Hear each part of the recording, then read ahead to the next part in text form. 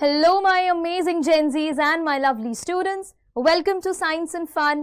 I am Deepika, your English educator, and I hope that you all are doing fine.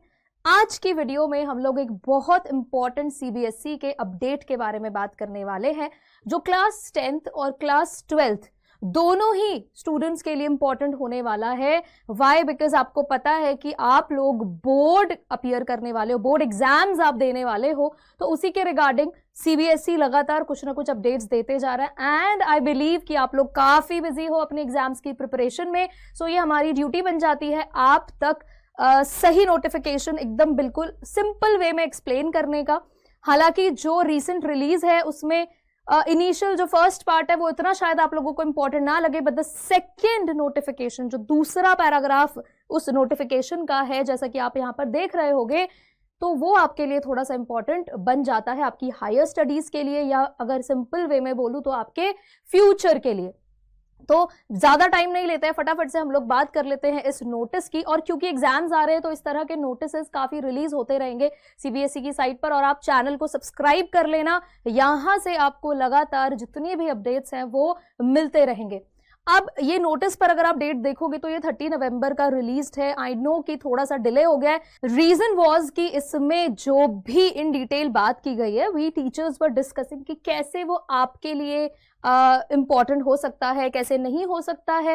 And we were also thinking कि शायद इस बीच में CBSE कोई और notification release कर दे, but ऐसा कुछ नहीं हुआ। और ये हमें लगा था कि कुछ चेंजेस पक्का इसमें होंगे, क्योंकि जो फर्स्ट पार्ट आपका रहेगा तो वो कुछ ज्यादा अलग नहीं था, लेकिन ऐसा कुछ नहीं हुआ। सो ये एक बहुत ही एक्यूरेट आपको नोटिस यहां से मिलेगा। देखो क्या है, सीबीएसई ने क्या बात की है। Calculation of percentage of class 10th and 12th, आप बहुत क्लियरली देख सकते हो उनकी वेबसाइट पर, ये क्लियर दिया गया है कि जो भी नोटिस है it is regarding to the calculation of percentage class 10th and 12th के बच्चों के लिए। तो अब सबसे इंपॉर्टेंट, सीधा मैं आ जाती हूँ आपके उस पॉइंट पर। दो चीजों पर बात की गई है इस नोटिस में। सबसे पहली बात, देखो क्या बोला गया है कि सीबीएसई को ये नोटिस क्यों डालना पड़ा, क्या रीजन था इसका।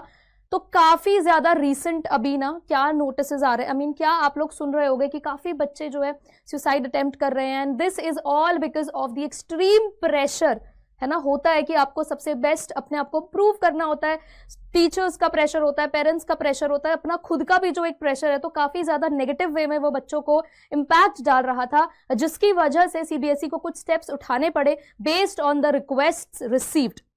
ऑल्सो आपको पता है कि अभी एनईपी 2020 नेशनल एजुकेशन पॉलिसी में चेंजेस है, कुछ नई नई चीजें उसमें इंप्लीमेंट हुआ है, काफी चीजें आई हैं और धीरे धीरे ही इंप्लीमेंटेशन होता है। ऐसा नहीं है कि आज आपको बोल दिया जाए और कल से कुछ नया करिकुलम आपको पढ़ना पड़े, ऐसा कुछ नहीं है। तो वो सब चीजों को ध्यान में रखते हुए सीबीएसई धीरे धीरे बेबी स्टेप्स लेते हुए चेंजेस की तरफ बढ़ रहा है। तो सबसे पहला चेंज जो है वो ये है कि नो ओवरऑल डिविजन, डिस्टिंक्शन और एग्रीगेट शैल बी अवॉर्डेड। अब ये सोचकर तो आप बोलोगे मैम ऐसा तो कभी होता भी नहीं था, पहले हुआ करता था। इनफैक्ट जब हमने भी एग्जाम दिए थे 10th या 12th के, तो वहां पर भी ओवरऑल मार्किंग नहीं थी।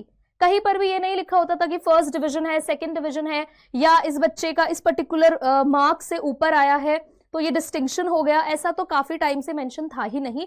तो जैसा कि मैंने आप लोगों को बोला था कि वी वर थिंकिंग कि यार ये इनिशियल जो इन्होंने चेंजेस लाने के लिए अवेयर करा है बच्चों को, तो ये तो था ही नहीं। ये तो पहले से भी यही होता था कि डिवीजन नहीं मिलता था, टोटल मार्किंग भी नहीं होती थी। हमारे पास जो रिजल्ट आता था 10th एंड 12th का, उसमें सब्जेक्ट वाइज मार्किंग होती थी। लेकिन इसको कनेक्ट किया गया है इन्होंने अपने अगले, इसको कनेक्ट किया है इन्होंने अपने अगले इंफॉर्मेशन के साथ। और देखो वो क्या है, if a candidate has offered more than 5 subjects, the decision to determine the first best 5 subjects may be taken by the admitting institution or employer। ये वाली लाइन आप लोगों के लिए बड़ी इंपॉर्टेंट होने वाली है। अब देखो होता क्या था, क्लास 10th के लिए ये क्यों इंपॉर्टेंट है, बिकॉज आप लोगों के मार्क्स के बेसिस पर इन केस आप लोग स्कूल चेंज करते हो या जो भी आपका डिसीजन होता है, तो स्कूल में अगर आपके पास 5 से ज्यादा सब्जेक्ट्स हैं, अब जिस स्कूल में आप जा रहे हो वो स्कूल डिसाइड करेगा कि आपके किन बेस्ट 5 सब्जेक्ट्स के बेसिस पर आपको एडमिशन देना है।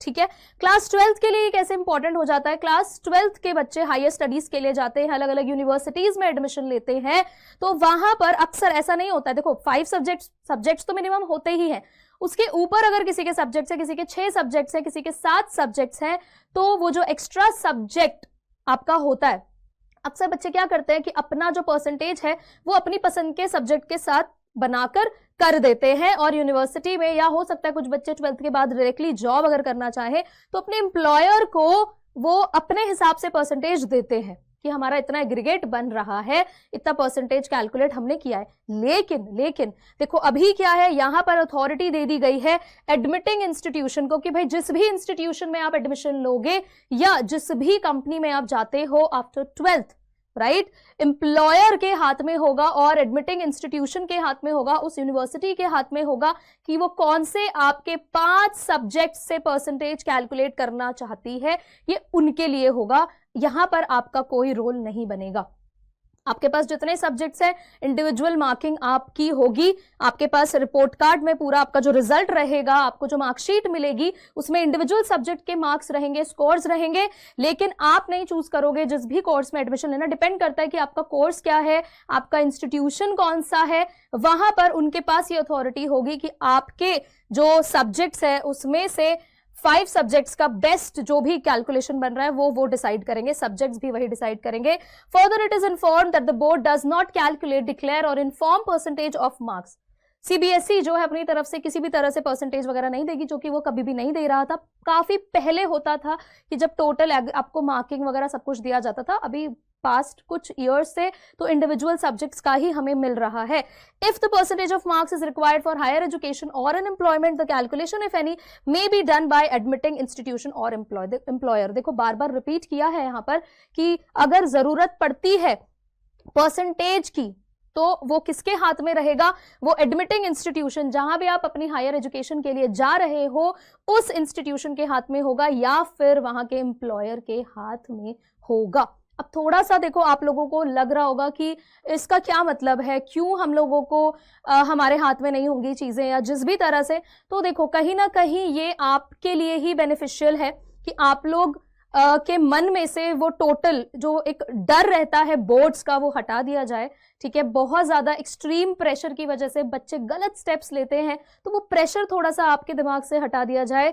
उसके लिए लगातार सीबीएसई स्टेप्स ले रहा है and it depends on you कि आप लोग कैसे इसे परसीव करते हो। And we will be providing more such notifications, जैसी भी आती है सीबीएसई की हम आपको क्लियरली अपडेट कर देंगे। तो अभी के लिए आप इतना समझ लो कि this is not going to change a lot, बहुत ज्यादा चेंजेस तो नहीं लाएगा। इट्स जस्ट दैट कि अथॉरिटी थोड़ा सा आपके एडमिटिंग इंस्टीट्यूशंस की तरफ ज्यादा होगी।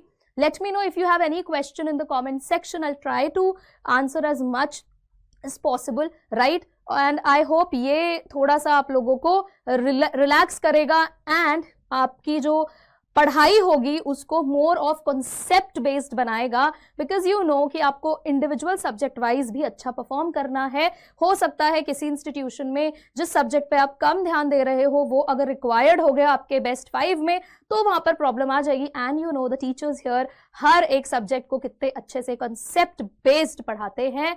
सो I will see you in the next video with another such update. Bye bye everyone.